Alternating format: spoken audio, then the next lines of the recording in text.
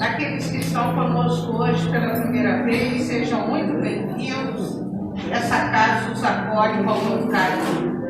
Hoje a gente vai ter um modelo novo, né?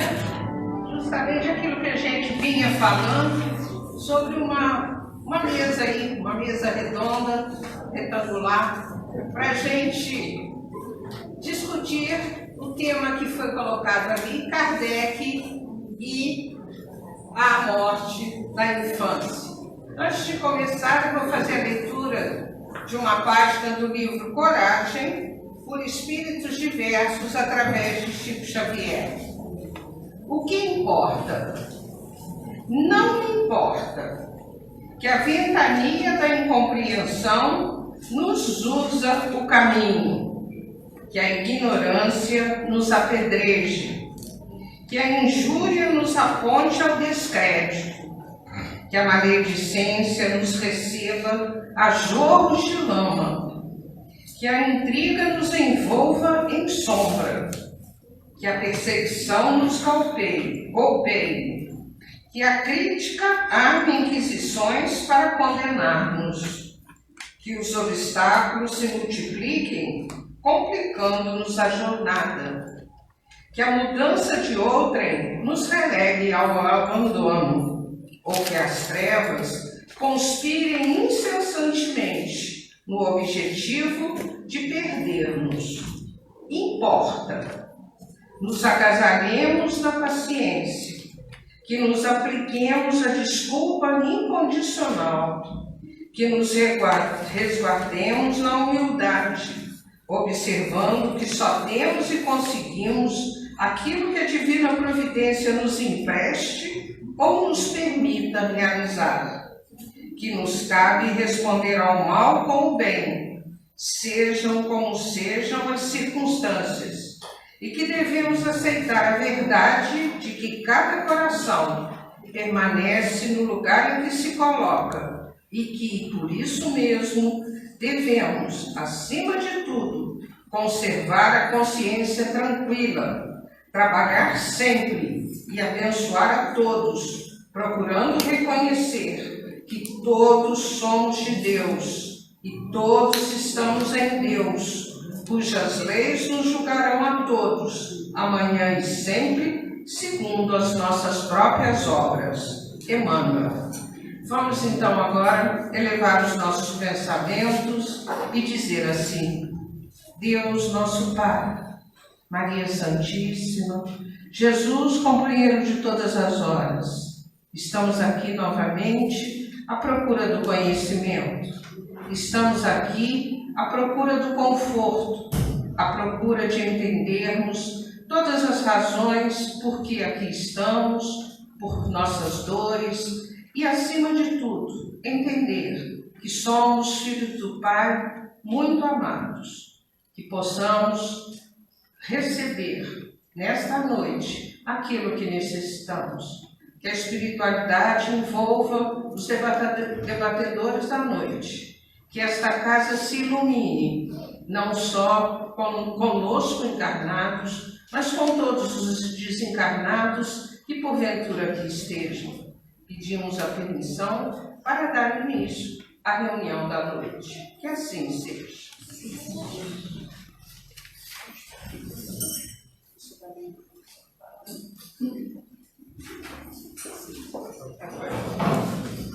Olá pessoal, muita paz. A gente quer agradecer a oportunidade que o ID nos dá de tentarmos uma forma um pouco diferente de estudar a doutrina espírita, procurando, através de uma forma dinâmica, de uma forma interativa, aprofundar um pouquinho mais em determinados temas. O tema que foi escolhido para essa reflexão inicial e que já foi feito no sábado é a desencarnação na infância, as relações que existem no espírito que deixa o mundo físico no período de infância e de adolescência. A gente selecionou um texto da Lavra de Allan Kardec, que serve como motivação fundamental. Esse texto vai ser lido. Depois a Mayra e o Christian vão tecer alguns comentários breves sobre o texto que eles julgam pertinente. E aí a gente vai abrir para a participação de vocês, que o importante nesse estudo é que vocês participem. Com experiências, com exemplos, com opiniões, com questionamentos, a gente quer que isso se dê e o objetivo é exatamente esse. Leon Denis, que foi um dos principais seguidores de Allan Kardec, ele dizia que não há dor maior do que a perda de um filho. Segundo Denis, só aquele que vivencia essa dor sabe o que ela representa. É uma dor que não pode ser vivenciada por tabela. Só aqueles que a sentiram sabem o que representa. Mas nós espíritas temos o que discutir a respeito desse assunto. A doutrina espírita ela nos oferece subsídios para examinar a morte, diferentemente de outras religiões e de outras filosofias, que não têm esse elemento teórico para debater o assunto. Eles costumam dizer que ninguém pode estudar a morte porque até hoje ninguém voltou para dizer como é. Kardec dizia que é exatamente o contrário. As almas dos vivos que viveram na Terra e que agora estão na dimensão espiritual é que voltaram através da mediunidade para dizer o que encontraram lá e como é esse processo. Então nós temos muito o que dizer a esse respeito. E até as outras religiões reconhecem isso, né? Eles falam de um padre muito lúcido que existia em nossa cidade, que certa feita no encontro de mocidades da Igreja Católica, no momento do bate-papo, um dos jovens fez a pergunta que todo religioso tem, né? Padre, o que é que acontece com a gente na hora da morte?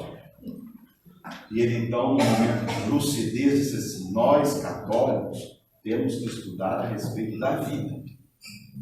Deixemos que os espíritas estudem a respeito da morte. Ou seja, reconhecendo publicamente a incapacidade de debater o tema. Então nós vamos ver o que é que os espíritos disseram a Allan Kardec naquela época a respeito dessa questão. Então a Elisa vai ler, a gente pode acompanhar o texto e logo depois a gente vai passar os dois ali dar o toque inicial. Tá bom?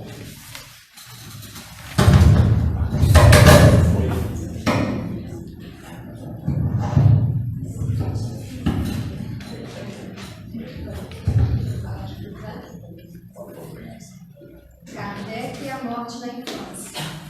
O Livro dos Espíritos, questão 199. Por que a vida se interrompe com frequência na infância? A duração da vida da criança pode ser, para o seu espírito, o complemento de uma vida interrompida antes do termo devido, e sua morte é frequentemente uma prova ou uma expiação para os pais. Questão 199A. Em que se transforma o espírito de uma criança morta em eternidade? Recomeça uma nova existência. Questão 198. O espírito da criança que morre em eternidade, não tendo podido fazer o mal, pertence aos graus superiores? Se não fez o mal, também não fez o bem, e Deus não o afasta das provas que deve sofrer. Se é puro, não é pelo fato de ter sido criança, mas porque já se havia adiantado. Questão 381. Com a morte da criança, o espírito retoma imediatamente o seu vigor primitivo? Assim deve ser, pois que está desembaraçado do seu envoltório carnal. Entretanto, ele não retoma sua lucidez primitiva enquanto a separação não estiver completa. Ou seja, enquanto não desaparecer toda a ligação entre o espírito e o corpo. O que é o Espiritismo, capítulo 2, item 153. A alma encontra no mundo dos espíritos os parentes que ali a precederam?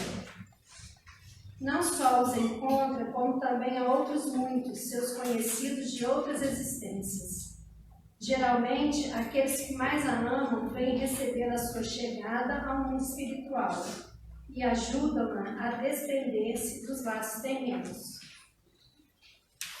O Evangelho segundo o Espiritismo, capítulo 5, item 21. Mensagem do Espírito Santo, antigo membro da Sociedade Espírita de Paris. Perda de pessoas amadas, mortes prematuras.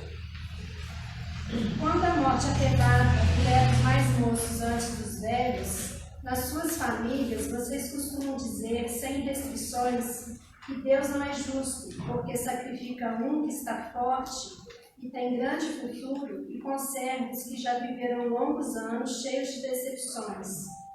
Pois leva os que são úteis e deixa os que não servem para nada mais. Porque despedaça o coração de uma mãe, afastando-a da inocente criatura que era toda a alegria dela. Humanos, é nesse ponto que precisam se elevar acima do materialismo da vida para compreenderem que muitas vezes o bem está onde julgam ver o mal. A sábia previdência, onde pensam aproximar da cega fatalidade do destino. Por que avaliar a justiça divina pela sua? Podem supor que, por um mero capricho, o Senhor dos mundos se aplique a nos infligir penas cruéis? Nada se faz sem um fim inteligente, e seja o que for que aconteça, tudo tem a sua razão de ser. Se observassem melhor todas as dores que vêm até vocês, nelas encontrariam sempre a razão divina, razão regeneradora, e seus miseráveis interesses se tornariam de consideração tão insignificante que os atirariam para o último plano. Frequentemente, a morte prematura é um grande benefício que Deus concede àquele que se vai e que assim se preserva das misérias da vida ou das seduções que talvez lhe acarretassem a perda. Aquele que morre na flor dos anos não é vítima da fatalidade, é que Deus julga melhor que ele não permaneça por mais tempo na terra. Mães, saibam que seus filhos bem-amados estão perto de vocês. Sim, estão muito perto. Seus corpos fluídicos lhes envolvem. Seus pensamentos lhes protegem. A lembrança que deles guardam os transporta de alegria, mas também as suas dores, sem razão, afligem a eles, porque demonstram falta de fé e revelam revolta contra a vontade de Deus. Vocês que compreendem a vida espiritual, escutem as pulsações do seu coração a chamar esses entes bem-amados, e se pedirem a Deus que os abençoe, sentirão fortes consolações. Dessas que secam as lágrimas, sentirão anseios grandiosos que os mostrarão a posteridade que o soberano Senhor prometeu.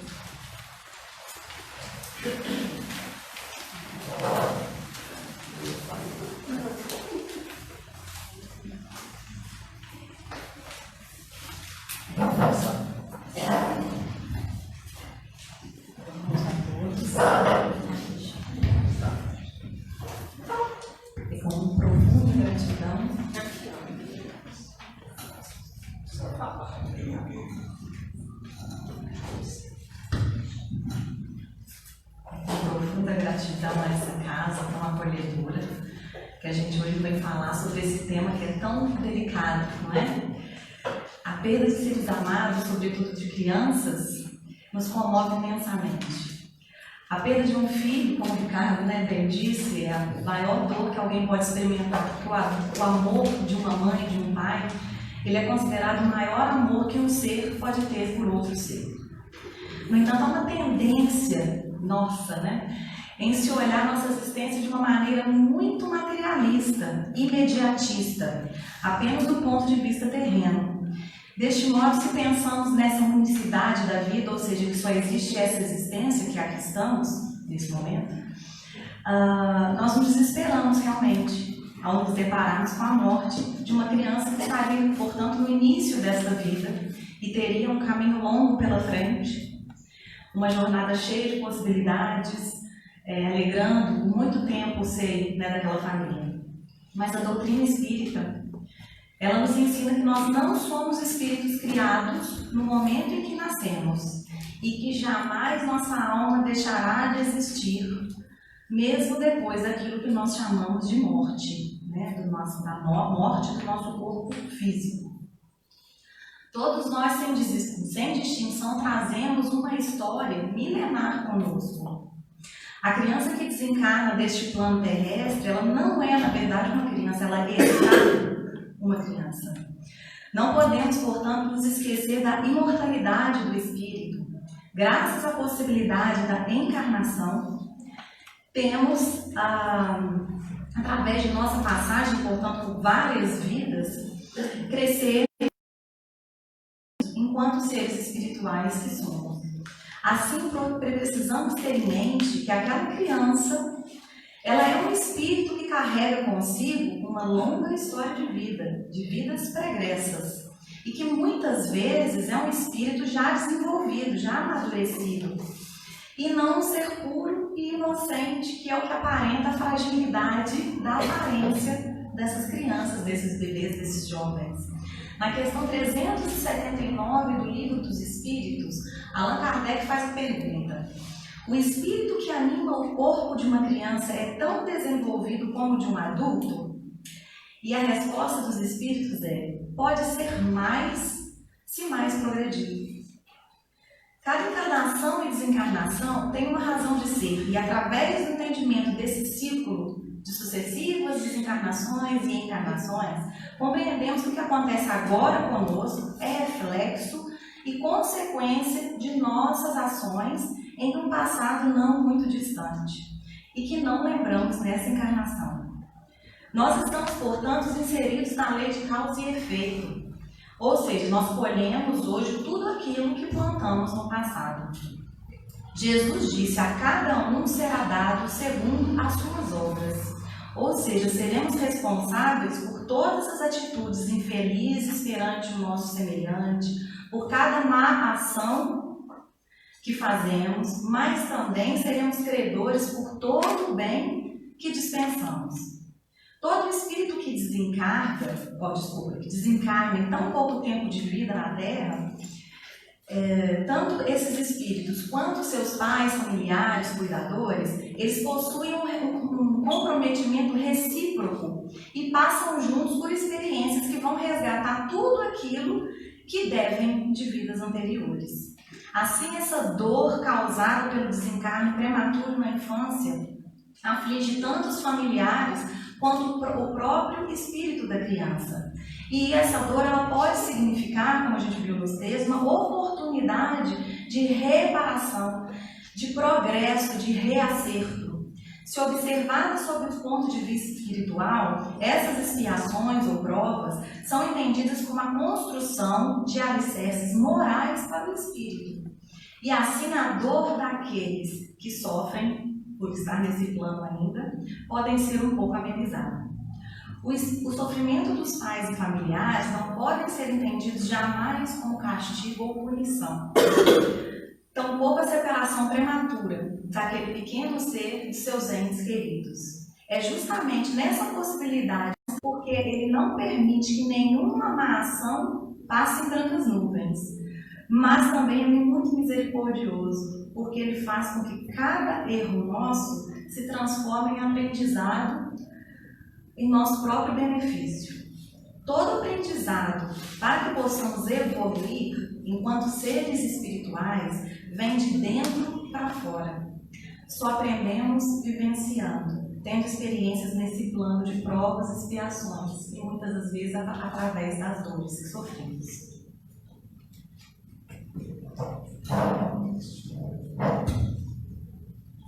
Muito boa noite a todos. Fico muito feliz de participar desse formato de estudo, né, de chamar de estudo. A gente reconhece a importância da palestra das pessoas que preferem não estar no grupo de estudo, porque às vezes tem que se manifestar, se sentem na obrigação de se manifestar, mas esse formato aqui, né, eu fico muito feliz por isso, que é o que eu acredito, né? É que com a participação de cada um de nós, por mais que a gente consiga se aproximar de pessoas que também pensem um pouco parecido com a gente tem essa tendência, né? Entendendo a diferença que cada um traz dentro de nós, se manifestando, podendo participar, podendo trocar um com o outro, é que a gente consegue construir um mundo melhor, consegue construir um mundo interior melhor, consegue fazer melhor do que a gente vem fazendo pouco a pouco, né? Então, eu discorrendo sobre esse texto aqui, eu fiz várias anotações, né? Talvez eu seja um pouco repetitivo, repetitivo, mas também para mim não seria surpresa, porque a gente participa de um grupo de estudo que já tem muito tempo, né? Então a gente acaba em alguns momentos ali caminhando pela mesma estrada, né? Mas se eu for repetitivo, vou tentar trazer sempre uma abordagem que traga ideia da minha história profissional, da minha história como pessoa, né?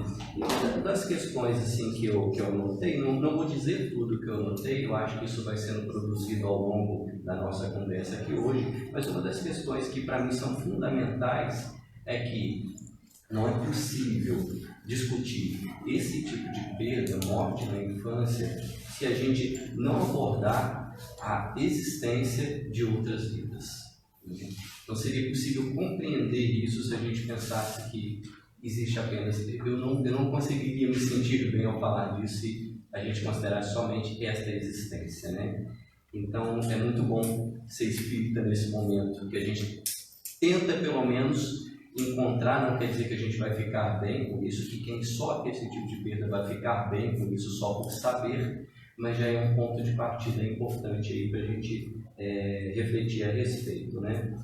E aí eu comecei a pensar em dois lados, né? Primeiro, no lado de quem vai, dessa criança, né? Dessa criança ou desse adolescente, porque a gente está vendo que está muito comum a perda, hoje em dia casos de autoextermínio aumentaram bastante, né? Não só no país, mas mundialmente, né? Então você vê em algumas faixas etárias de 10 a 14 anos está bem acentuado, mas pensando no lado de quem vai, né? A doutrina espírita ela nos traz algumas considerações importantes, porque quem vai, a gente deve entender que está sempre sendo, essa criança que vai, que desencarna, está sempre sendo muito bem recebida lá, né? Você vê no livro, no Voltei, né? No Voltei é mencionado por um instrutor que essas crianças são recebidas em sua maioria, não se tratando de espíritos mais evoluídos, obviamente, em sua maioria em centros de educação, de orientação, para que elas possam se readaptar àquela vida, preparar uma nova encarnação, enfim, para que elas possam não se sentir desamparadas ali, né? E continuem produzindo, continuem crescendo naquele momento, né? E outra questão, né, que eu pensei a respeito, enquanto eu lia esse texto, que eu pensei a respeito das crianças que desencarnam, é que os motivos são diversos, né, mas alguns me ocorreram aí, quando eu fui ver, por exemplo, no Céu e Inferno. Deixa eu ver aqui no capítulo 8 da parte 2, né, tem um texto lá, com um comentário de Santo Agostinho, onde ele fala de um menino de 8 anos, que desencarna, ele sofria com uma deformação que causava profundas dores, ele desencarna com essa idade, e aí o comentário vem dizendo que foi a pedido dele que ele teve essa existência, né? E ele tinha dois objetivos ao pedir isso. Ele queria resgatar algumas coisas, mas ele também queria servir para exemplo. Exemplo dos pais, exemplo das pessoas que estavam em torno dele, né? E se a gente se volta para o lado de quem fica, né? Da mãe, do pai, da pessoa que cuidou daquela criança, né?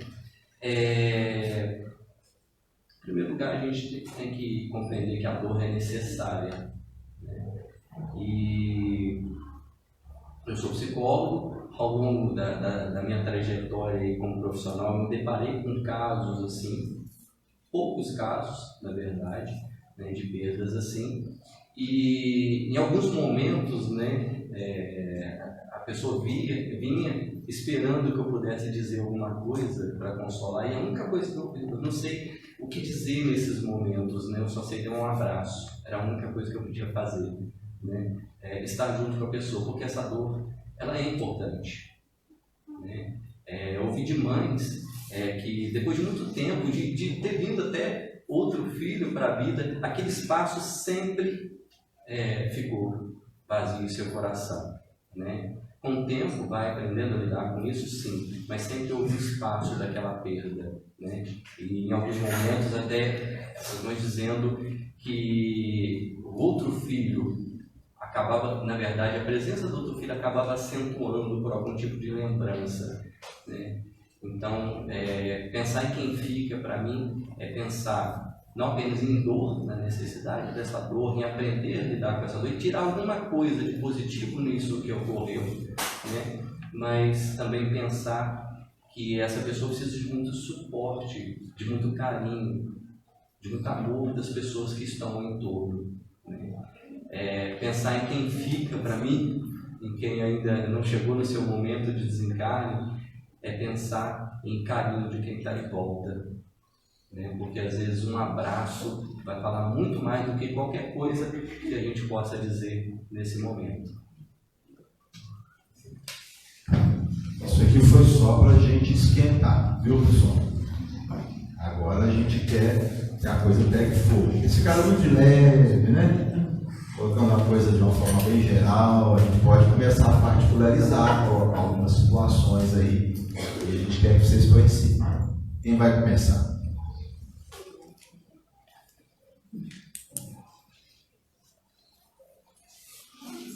A gente também, Ricardo, tem um entendimento de quando uma criança ela se vai, que a gente acha que está cedo, né, que foi prematuramente e tal. Mas assim, estudando também, a gente já conhece, sabe que ela devia isso para a Terra, né? Ela ficou aqui o tempo que ela deixou de estar na outra. A encarnação veio aqui para cumprir aquele tempo, né? Então, que eu acho que para ela também deve ser muito bom ela ter essa oportunidade de vir e cumprir esse tempo, né? Os pais também, né? Tudo é um aprendizado para todos, como você falou. É uma dor assim, nossa, é o como. Mas também é um aprendizado para o que foi, para os que ficam, né? E ele está tendo essa oportunidade de, ambos, né? O que foi e os que ficaram, de resgatar isso, né? De crescimento. A gente cria uma incógnita, como naquele caso da Isabel, né? Que o pai e a madrasta ajudaram aquele caso que tem uma repercussão grande, uma criança de 4 anos, parece, na época, né? Ele coloca 7, né? 7. Então, aí vem essa, e aí? Como que fica o que ele coloca na questão? Que os pais precisavam, às vezes, passar por essa dor, né? E como que será que é também a pós-morte, né? O espírito, como que ele reage, né? Ao ter conhecimento da forma da morte de uma esposa, né? Assim, por mais que tenha sido, a gente não sabe de vidas etéricas, como ela colocou, né? E aí, pelo que ela coloca, ele só cria essa incógnita, como fica?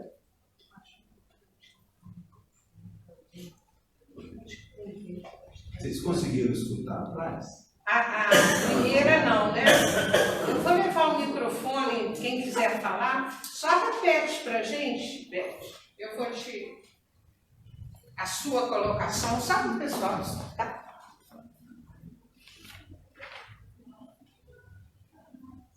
Mais ou menos. Nós vamos adquirir de microfone sem fio. 2, por aqui, né? Né, Geraldo? Eu disse que estava sendo uma oportunidade para a criança que foi, porque ela tinha uma dívida, né? Ela deixou de... Ela tinha um tempo para viver aqui, né? E que ela devia isso na outra vida, que ela veio para cumprir e foi, né? Então, ouvindo, tá? Não, vai me aumentando aqui. Ah, tá. E como ele falou, um aprendizado para os pais, né? Porque realmente não é fácil. Mas que também, igual o caso desse acontecimento que houve aqui com a gente hoje, da professora que foi. Aquilo ali foi uma coisa assim, graças a Deus que hoje eu conheço alguma coisa da doutrina. Porque apesar da gente ficar chocada com a situação, mas a gente conhece, a gente sabe o porquê disso. Então isso nos consola bastante. Querida, repete a sua, por favor. Nossa, falei muito. Acho que não, atrás. Deu problema. É só levantar o dedo, gente, que o Geraldo vai ajustar, leva o microfone. Aí, Geraldo. Você fala algo. Eu só queria comentar, cara. Eu só queria comentar dela. É que eu penso o seguinte, o Espiritismo nos permite um entendimento muito claro a respeito dessa questão de justiça, que até no texto do comentário da justiça divina, né? Eu penso que no mundo existe muita injustiça, mas não tem injustiçado, né? Então, se ocorreu dessa forma, havia alguma necessidade e às vezes a gente não consegue compreender. Eu acho que é um mundo tão duro para a gente, as dificuldades que a gente enfrenta no dia a dia, aquelas que a gente percebe, porque às vezes a gente passa por tantas pessoas ao longo da rua que têm suas dificuldades, que estão ali demonstrando para a gente nem percebe, que a gente naturaliza o sofrimento hoje em dia, naturaliza tanto que a gente passa o dia vendo notícias difíceis, enfim. Mas, voltando ao foco da questão, né, eu acho que essa criança pode, sim, gerar uma marca muito negativa que vai se voltar, mas vai depender muito do grau de evolução desse espírito, né? Porque a gente está tratando de criança, mas por trás disso a gente tem que pensar sempre no espírito, que vai ser recebido ali, que vai ser orientado, que vai ser educado, e no momento certo que ele puder lidar com isso, ele vai lidar. De que maneira a gente não sabe. Pode ser de uma maneira muito positiva, mas pode ser que ele crie uma marca negativa e faça uma ligação negativa com essa pessoa que cometeu esse crime. Não, como você falou, tá logo, né? Então não precisa esse acho, pelo menos. Mas, Ricardo, a questão é o seguinte que eu quero trazer para vocês, Cristian e Maíra. Um romance que marcou muito espírita é o Ave Cristo, e principalmente a parte final dele, né? Eu acho que, para quem já leu sabe, a parte que Celso e Tassiano desencarnam na arena romana, encontra o seu filho adotivo, que o fez converter ao cristianismo. Esse é um caso específico que o Celso, então filho que morreu, né, no Coliseu, na arena romana, era uma missão, e a gente consegue entender isso. Então, quando ele, Tassiano, vê a alma do pai emergindo do então corpo queimado da criança, né, entende isso e eles são levados ao mundo espiritual e eu sincero. De um bebê que desencarna, né, que vocês falaram que uma criança com 7 anos que desencarna, já tem um impedimento, é recebido tipo uma espécie de escolinha no mundo espiritual, né, assim se dizer. Um bebê que desencarna, que ainda não sabe falar, não sabe andar, não sabe, né, ter capacidade motora, ativa nenhuma, como que ele é recebido no mundo espiritual? Pela aparência, pelo perispírito da encarnação anterior dele, antes de ter encarnado, ou de algum outro modo, né?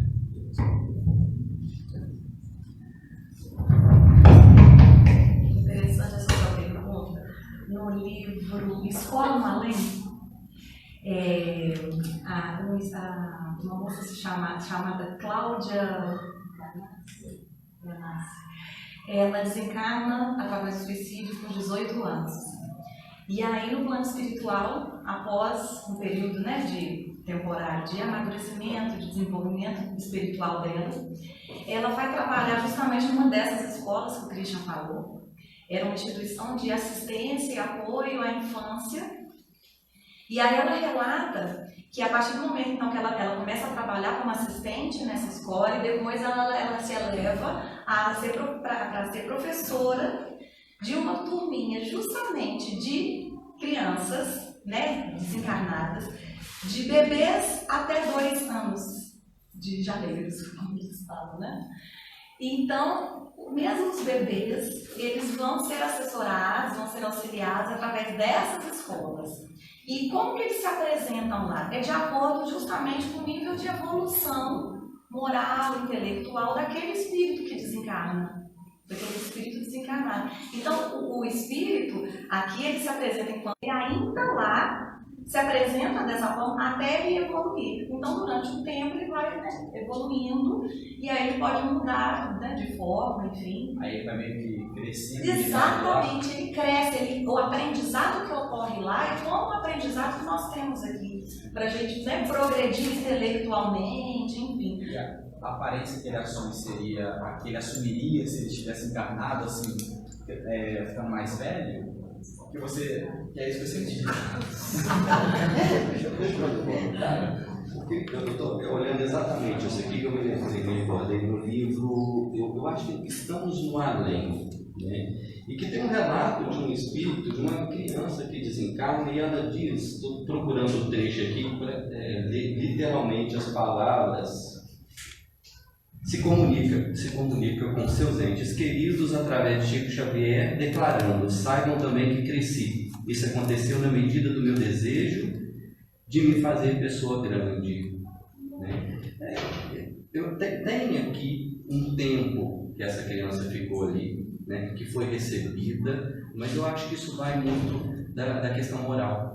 Né? A partir do momento que você está preparado, assim como a gente quando desencarna não está preparado para resgatar uma boa parte da nossa memória, né? Porque a gente precisa ainda de um anteparo moral para isso, né? Essa criança vai crescer, né? E à medida que cresce, aí eu não saberia dizer, talvez o Ricardo saiba dizer a respeito dessa forma que vai assumir, né? Mas a gente percebe que muitos espíritos, quando têm a condição moral disso, eles assumem formas que lhe foram muito marcantes em alguma existência, ou em geral, né, como a gente vê na literatura espírita, a gente assume a última forma, né? E se tratando de criança, eu não saberia, um bebê não saberia como seria essa última forma, né? De uma forma bem didática, existem 3 possibilidades para o espírito que desencarna na infância. Primeira possibilidade, ele retomar a forma da última encarnação. Espíritos superiores, que aquela desencarnação na infância não tem nenhum vínculo kármico, veio como uma tarefa específica, veio para despertar corações, e ele se liberta quase imediatamente depois da morte daquele corpo infantil e assume a forma da existência anterior, que é a forma que ele estava antes dessa encarnação. Isso se dá com espíritos superiores. Uma segunda possibilidade é esse espírito reencarnar brevemente, num intervalo de tempo muito curto, às vezes menos que 1 ano. O Hernani Guimarães Andrade, que foi um pesquisador de São Paulo, já desencarnado, ele pesquisou 8 casos de reencarnação no Brasil, de pessoas que se lembravam de fato da última encarnação, e ele foi pesquisar e verificou que eram pertinentes aquelas recordações. Ele publicou um livro chamado Reencarnação no Brasil. Desses 8 casos, 4 foram crianças que desencarnaram, ficaram no mundo espiritual 1, 2, 3 anos apenas e reencarnaram na mesma família. Sendo que dos 4, 3 voltaram nos mesmos pais. Ou seja, eram irmãos deles próprios. Então essa é a segunda possibilidade, reencarnação breve. E uma terceira possibilidade, que parece ser a mais frequente, eles crescem lá. Vão ser alfabetizados, vão ficar adolescentes, espero que não como os nossos. Vão em frente até que aguarde uma reestruturação reencarnatória. Tem um caso bonito que o Ernesto Bozano narra no livro A Crise da Morte, uma senhora que perdeu 2 filhos muito pequenos, um logo depois morreu o outro, e ela superou aquela perda com muita dificuldade, e ela vem a desencarnar alguns anos depois. E ela conta então, através de um médium, que quando ela estava se libertando dos laços da matéria, no trânsito da desencarnação, ela viu 2 jovens que vieram receber. 2 jovens bonitos. E ela olhou para aqueles jovens e tinha algo de semelhança, algo que fazia lembrar alguém, mas ela não conhecia aqueles jovens. E eles vão se aproximando, e ela então cai em si. Eram os seus filhos, mortos pequenininhos, que cresceram e que agora iam recebê-la no portal da morte. Então, didaticamente, seriam essas 3 possibilidades. O que vai condicionar cada uma delas, como foi dito, evolução intelecto-moral e a situação daquela encarnação. Né? Às vezes aquela encarnação foi uma encarnação apenas com uma tarefa específica no bem, como você citou o caso do Tiziano. Do Tassiano, que era uma encarnação, a desencarnação foi no campo da missão, da tarefa, de despertamento, não é isso? Tem um caso muito interessante, o professor Pierre, lá de Campos, conta esse caso, que se deu com o Peixotinho. Peixotinho foi o maior médium de materialização do espiritismo no Brasil. Ele viveu em Campos, e o Peixotinho tinha um problema, gostava de uma birita. E médium de efeitos físicos, o álcool ele gera um problema seríssimo na constituição do ectoplasma, que é o material que é doado. E ele querendo muito trabalhar, mas não largava a cachaçinha. E os espíritos verificando que a situação estava complicada e risco até daquela tarefa dele ser perdida. Aí nasce uma filha, mas não canta a menina linda, e tinha uma paixão com a menina, chamava-se Araci. Aquele encantamento, aquela coisa toda, mas ele, na biriba, ia para o centro, mas na biriba e a coisa não estava andando. Com 2 anos, Araci desencarna. Aquela tristeza, aquela paixão toda. Mas sempre que ele ia entrar no bar ou ia tomar qualquer coisa, ela aparecia.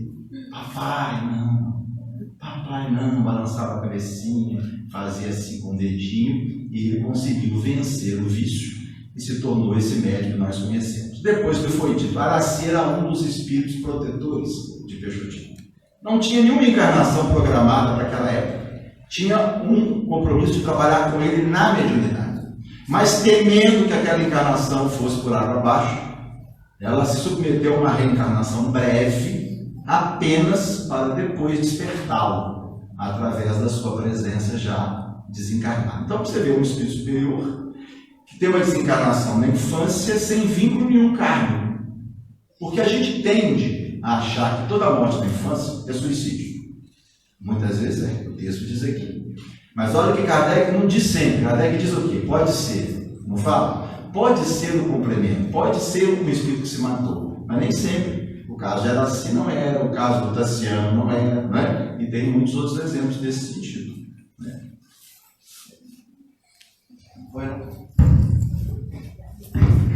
Então, eu vou dar Boa noite. Eu conheço uma menina, ela é uma gracinha. Então é muito interessante a história dela contar aqui, porque ela chega perto ela é da família, ela fala que nasceu na barriga da avó e que voltou agora como neta da avó. Ela foi no aniversário semana passada e ela disse que, ela perguntou para o pai dela, ela falou o nome da menina, essa aqui é a casa dessa menina, ela tem 3 aninhos, então a mãe dela falou, dia que você tiver oportunidade, pergunta, ela porque é fato curioso, é muito espontâneo, ela fala que nasceu. E realmente, a avó dela perdeu uma filha há muitos anos, com 7 meses. E ela sempre fala que ela nasceu na barriga da avó, que ela é filha da avó, mas que voltou como filha que é da mãe agora. Então eu fico muito curiosa, às vezes ela chega lá no salão, a mulher é minha cliente, ela fala assim, oi Edivânia, você é a Joana Dark.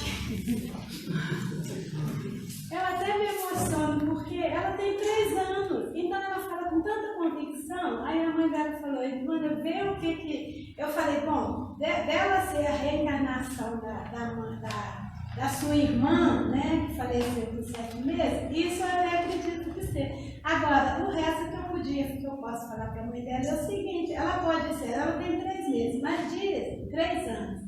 Mas como a gente sabe que até os 7 anos a criança vê os amiguinhos invisíveis, né? Outro dia a mãe dela chegou no salão preocupada que ela estava vendo na casa dela uma tal de Nana.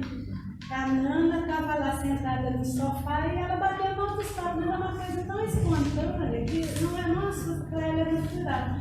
Aí assim, eu já sei algumas coisas que eu já li muito a respeito, entendeu? Que ela pode ser a reencarnação da irmã da mãe dela, que ela perdeu que a avó dela perdeu com 7 meses. Agora ela tá assim que ela chega nos lugares e ela fala. Eu vi na casa dela, ela foi no aniversário sábado passado numa cidadezinha aí, e ela chegou no aniversário e perguntou pro pai dela, pai, aqui é a casa da fulana, só que a fulana já desencarnou. Aí eu falei, eu vou saber a fundo lá, como a gente está tratando esse assunto aqui, eu resolvi perguntar, mas é muito bonitinho, ela fala assim, espontâneo. E esses casos do doutor Hernani, que ele estudou, era exatamente isso aí.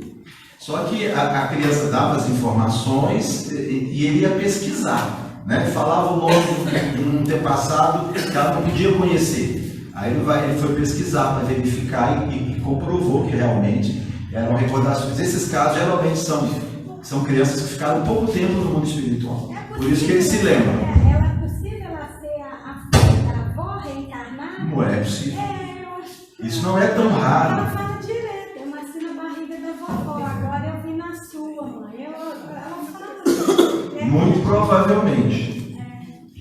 Se a gente vai pegar na literatura espírita, a gente vai acompanhando a literatura espírita, a gente vê muitos casos assim, né?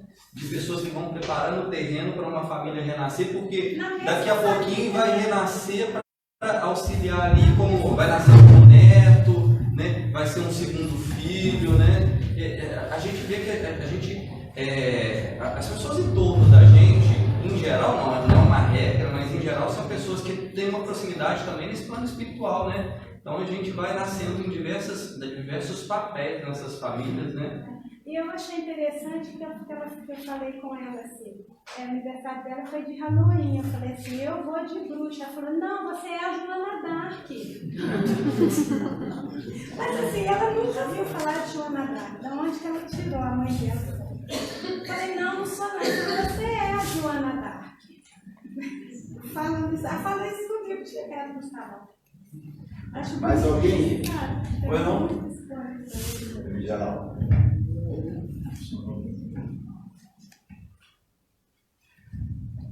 Boa noite, gente. Meu nome é Vera Lúcia Ferreira dos Santos. Eu tive um filho que um dia, eu imagino assim, que eu entreguei para Deus.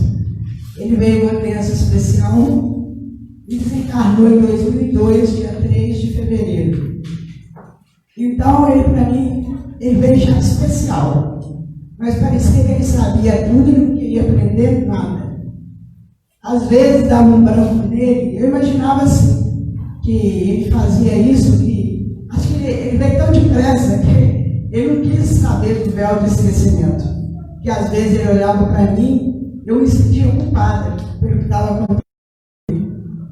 Mas aí, mesmo com o esclarecimento da espiritualidade que eu tive antes, para mim, assim, na prática foi bem difícil mesmo da ida dele.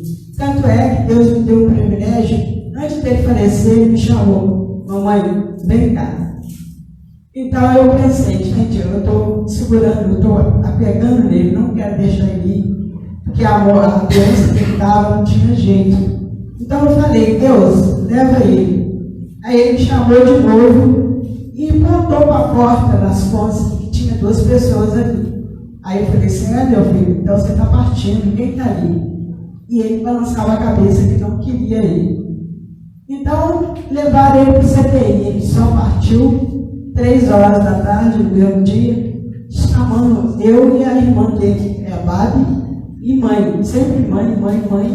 E ele não queria ir, ele queria ficar daquele jeito.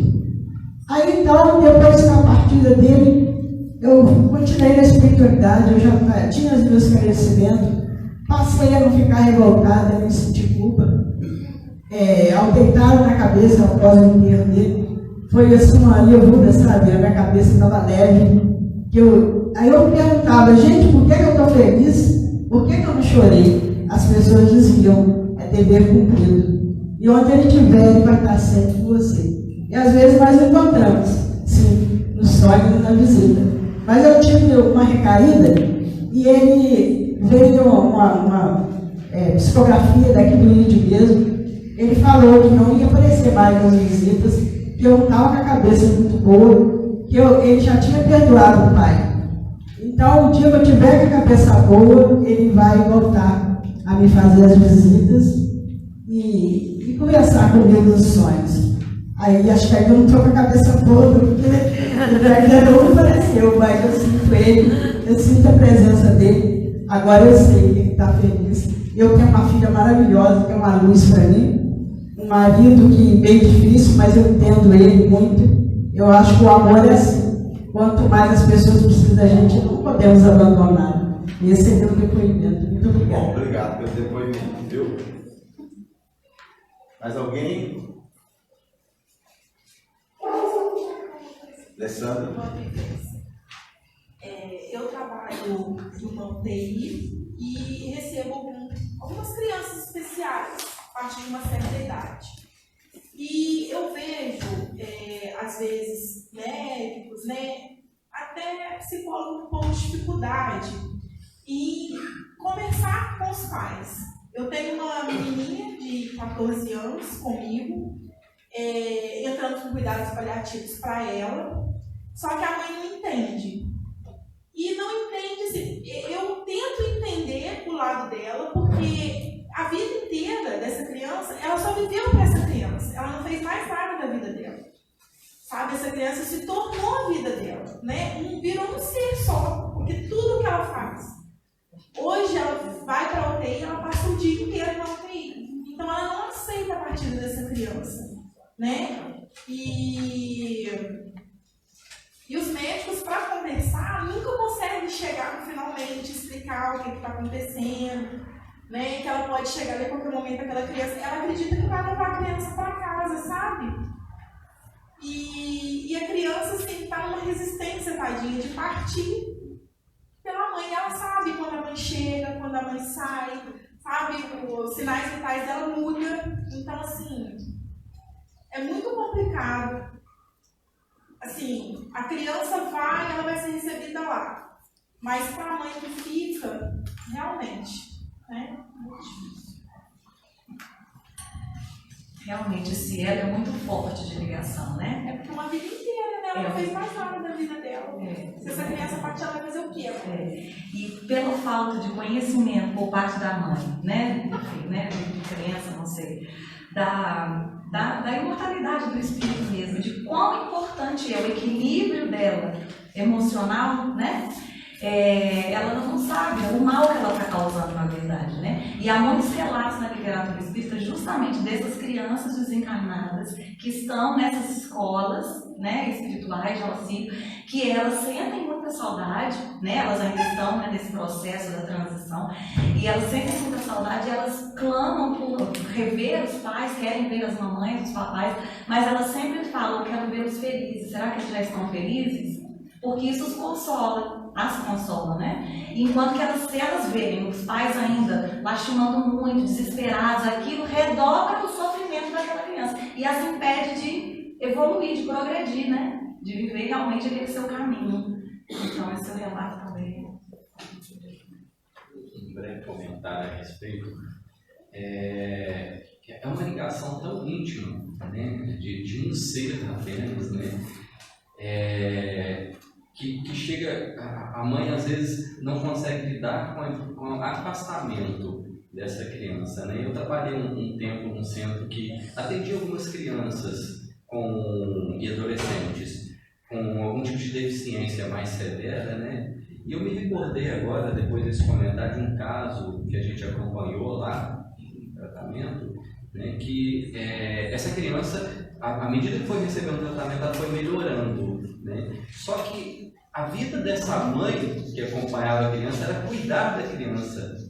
Todo o amor que essa mãe tinha, ela deixou bem claro ao falar da vida dela, ela abria mão de tudo em favor desse amor dessa criança, E aí toda vez que essa criança começava a melhorar, a mãe dava um jeitinho, claro, não era por querer, ela não tinha essa intenção, mas dava um jeitinho de faltar aos dias de tratamento, e essa criança dava uma regredida aí, e a gente teve esse entendimento de que essa mãe não sabia identificar, e o motivo dessa ligação muito forte, era a doença da criança, as dificuldades, não doença, mas as dificuldades, as limitações dessa criança, e essa mãe não saberia lidar com esse afastamento. Veja, quando a gente fala de perda, que ela não tem escolha, porque ali ela ainda conseguia algum tipo de escolha em relação à criança. E quando se fala de perda, você está levando às vezes metade de um ser, que muitas vezes não tem uma doutrina, pode ser o espiritismo, mas uma outra religião para tentar um suporte, para tentar uma compreensão, e ela fica num vazio, Metade dessa pessoa deixa de existir, na verdade. É muito triste isso. Por isso eu reforcei no começo, as pessoas que estão à volta, que precisam abraçar, precisam estar bem junto dessa pessoa que perde.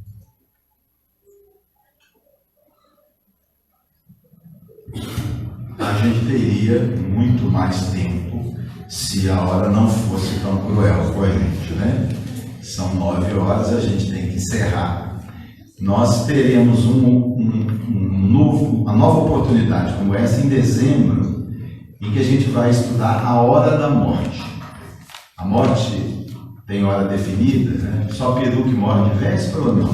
Né? A gente pode antecipar, pode prorrogar, são aspectos muito interessantes e temos até uma questão que o Gabriel formulou, mas como nós vamos ter oportunidade de discutir sobre isso, né? Ele pediu para a gente examinar a morte da menina Ágata, né?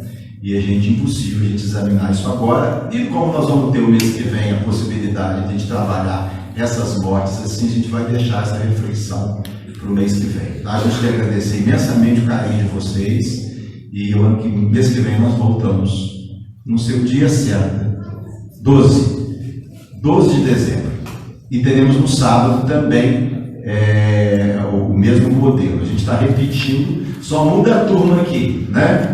Quer dizer, saem umas coisas diferentes. Né? Então, mês que vem nós vamos estudar a hora da morte, numa quinta e no sábado. Aí vai ser colocado lá, a quinta é 12 e o sábado depois vai ser colocado lá, tá bom? Muita paz, gente.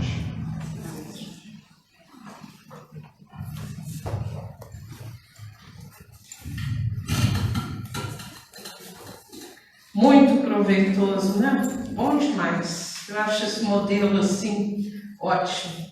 Só um adendo aí enquanto mãe, né? Eu acho que a gente precisa, enquanto mãe, colocar no coração da gente que estamos mães.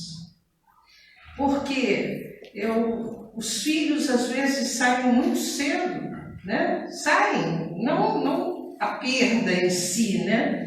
Mas saem, vão trilhar seus caminhos. E a gente precisa exercitar isso, né? Exercitar que estamos mães, estamos pais, né? E que a coisa tem que fluir, não é entregar para o mundo, não é, né, nesse sentido, mas que a gente se permita, né, desde que recebe esses espíritos, entender que não são meus, né? Estamos com eles ali nessa nossa caminhada, tá? Então a gente precisa, né? Tem pessoas que eu percebo que não, porque eu tenho que controlar tudo e a gente não controla, né? Então vamos agora só dar os avisos. No próximo domingo nós vamos ter o nosso festival de sorvete, tá, gente? Então é o momento de nós estarmos juntos aqui nesse salão. O sorvete é que bom, tá? Os ingressos já estão ali, R$15. Você pode comer o tanto de sorvete que aguentar, né? Porque tem gente que come mesmo. O refrigerante, o cachorro quente serão à parte, tá bom? E suco, água. E toda a renda que nós conseguirmos será para a manutenção dessa casa, tá? Lembrar a vocês que continuamos com o nosso bazar, todo sábado, de 8 às 11, lá na outra sede, tá bom? Então, quem quiser desapegar de roupas e tudo mais, tragam para cá, ninguém está buscando mais, tá? É aqui, vocês deixam, é feita uma seleção e depois vendido lá. E lembrar do nosso armazém solidário, tá bom? Graças a Deus, esse mês o armazém se encheu novamente, recebemos uma série de doações, mas eu faço de novo o mesmo pedido. Quando formos comprar as nossas coisas, vamos lembrar de um doce, de uma goiabada, de alguma coisa que a gente possa trazer um pouco de alegria para essas famílias que vêm aqui e que, trazendo R$5, montam aquilo que podem levar, né? Porque os produtos são vendidos a preços simbólicos, tá bom? Então fica o nosso pedido, a nossa ajuda, porque foi ótimo para as mães e para nós também quando a gente doa, tá bom? Vamos agora levar os nossos pensamentos e dizer assim: obrigada a Deus, nosso Pai, por este momento. Um momento em que entendemos a nossa imortalidade. O momento que entendemos que fomos criados para o progresso. O momento que entendemos que só conseguiremos esse progresso através do bem, da prática do bem. Esse momento que nos é permitido entender que estamos ligados, sim, por todas as nossas vivências, mas que podemos, a cada reencarnação, aprimorarmos, crescermos, modificar em muito tudo aquilo e corrigir tudo aquilo que fizemos quando trabalhamos no bem. A misericórdia divina é maior do que os nossos erros. Ela se faz presente em nossa vida, nos auxiliando, nos dando força, coragem, entendimento. Que possamos retornar aos nossos lares carregados dessa energia. Que possamos agradecer à espiritualidade amiga por este momento. Agradecer ao Cristian, à Mayra, ao Ricardo Baezo, essa preparação. E que esse estudo fique marcado em nossas vidas, para procurarmos, quando nos depararmos com situações assim, talvez não nossas, mas de nossos familiares, entendermos a importância de um abraço, a importância de estarmos juntos, a importância do amor. Obrigada, Jesus, que assim seja. Aqueles que sentirem a necessidade do passe, permaneçam em seus locais, que serão encaminhados.